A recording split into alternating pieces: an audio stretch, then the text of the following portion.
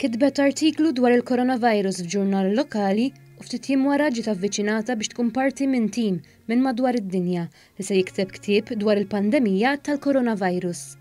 Din hi l-esperjenza ta' Rebecca Caruana, studenta Maltija tal-Mediċina ta' 23 sena li waħda fost l-4 awturi minn madwar id-dinja ta' dan il-ktieb diġitali mimli tarif, fatti u kurzitajiet mill-aspett mediku dwar dan il-virus li waqqaf ħesrem lid-dinja kollha.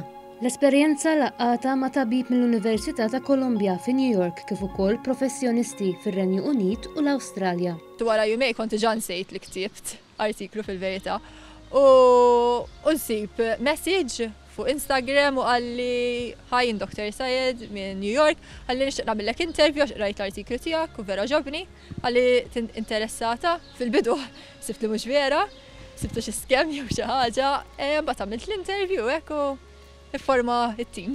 Bl-isem ta' COVID-19, The Reason Why the Earth Stood Still. L-ktieb ta' 95 paġna jittratta kif il-virus daħal fil-bniedem.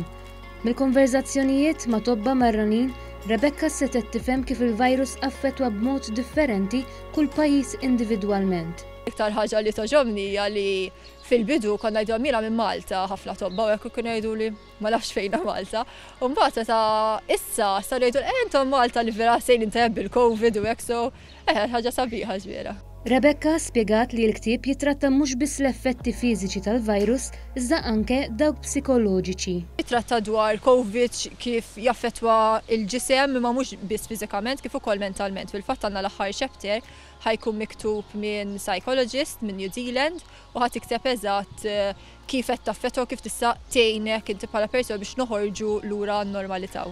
Rebecca tittama li mhux biss tigradwa bħala tabiba fis-snin li ġejjin, imma tkompli tagħti kontribut fi żjed pubblikazzjonijiet. Issa għandna ħafna aktar proġetti ġejjin, fil-fatt għandna kif firmajna jissu kuntratt issa wkoll dwar proġetti issa wkoll niżilhom Malta wkoll.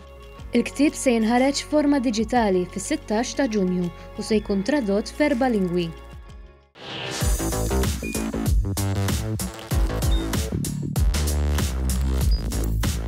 Idħol fuq one.com.mt u hemmhekk tista' tara l-programmi kollha li jxandru fuq One permezz ta' One Play.